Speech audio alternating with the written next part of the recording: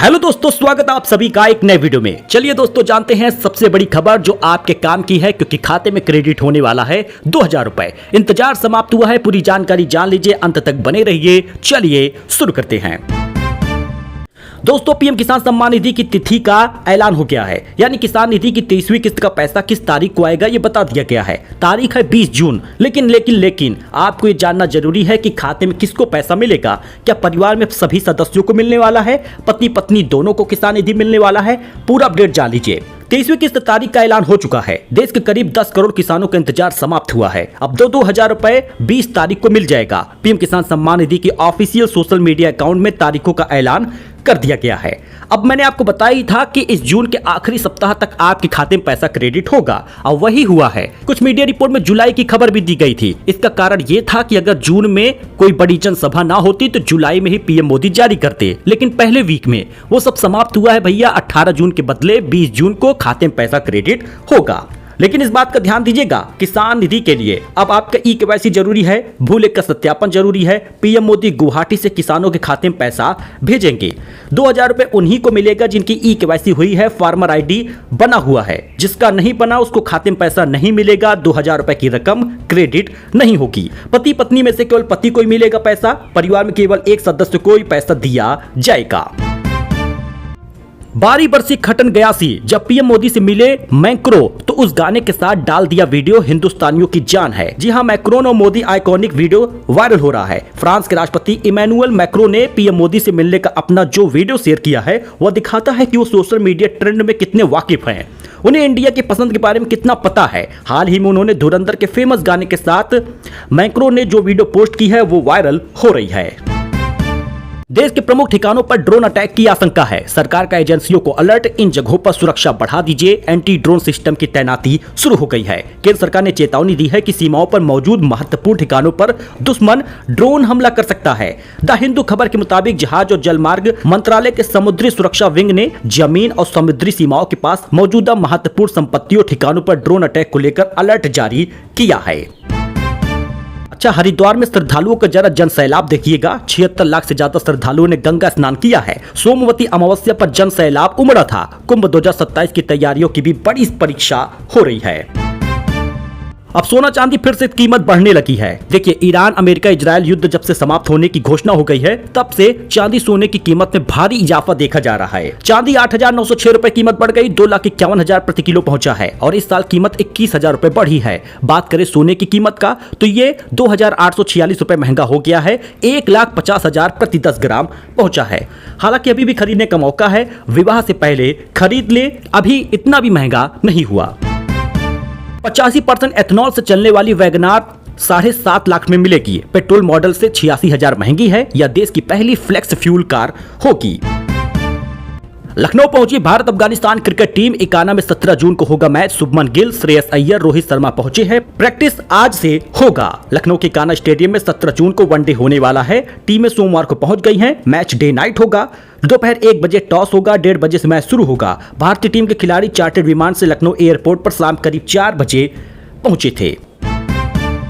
अब देखिए, परिषदीय स्कूल खुल गया है। वाराणसी में भीषण गर्मी में छुट्टी खत्म हुई, स्कूल में लौटी है रौनक, लेकिन बच्चे हैं परेशान। 40 का तापमान अभी भी कायम है। देखिए, सरकार गर्मी की छुट्टी करती है गर्मी से बचने के लिए, लेकिन जो गर्मी का तापमान 15 मई को था, 20 मई को था, 1 जून को था, 10 जून को था, वही अभी भी है। यानी भीषण गर्मी से राहत अभी तक नहीं मिली और स्कूल खुल गए हैं।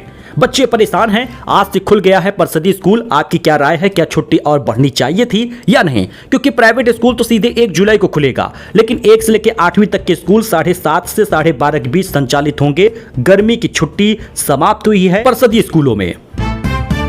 चंपत ने 24 करोड़ में खरीदी है 3 करोड़ की नजूल जमीन। वाराणसी में आम आदमी पार्टी सांसद संजय सिंह बोले, श्री राम के नाम पर 800% की महालूट हुई है। आम आदमी पार्टी के राज्यसभा सांसद संजय सिंह ने अयोध्या के श्री राम मंदिर के निर्माण और प्रबंधन को देखने वाले मुख्य ट्रस्ट श्री राम जन्मभूमि तीर्थ क्षेत्र के महासचिव चंपत राय को लेकर बड़ा खुलासा किया है। सांसद ने गंभीर आरोप लगाते हुए कहा कि चंपत राय ने 3 करोड़ की नजूल जमीन को 24 करोड़ में खरीदा है। काशी विश्वनाथ में 26 हुंडियों में इकट्ठा होता है दान। कमिश्नर बोले मुमुक्षु भवन की महिलाएं सप्ताह में 2 दिन करती हैं गिनती। पूरी पारदर्शिता है, हमारे यहाँ चोरी नहीं होती। राम मंदिर में चंदे को लेकर चल रही उठापटक के बीच श्री काशी विश्वनाथ धाम ने चढ़ने वाले चढ़ावे को लेकर कमिश्नर एस राजलिंगम ने स्थिति साफ कर दी है। काशी विश्वनाथ मंदिर में जो हुंडियों में चढ़ावे के लिए आते हैं उसकी कुल संख्या 56 है। उन्हें सप्ताह में 2 बार खोला जाता है, उसकी गिनती होती है। श्री काशी विश्वनाथ मंदिर में चढ़ावे में पूरी पारदर्शिता बरती जाती है।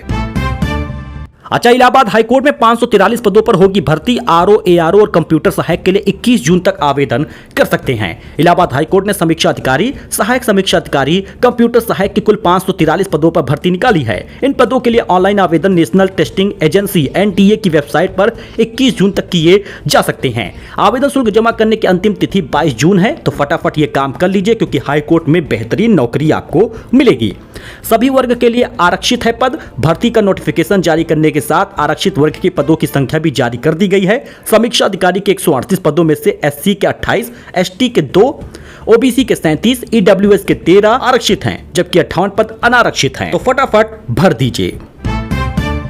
अच्छा, मुहर्रम की तैयारियां शुरू हो गई है, लेकिन नहीं उठेगा बड़ा ताजिया। बुढ़ा ताजिया उठाने का ऐलान है। तलवारबाजी पर रहेगी रोक, CCTV से निगरानी होगी।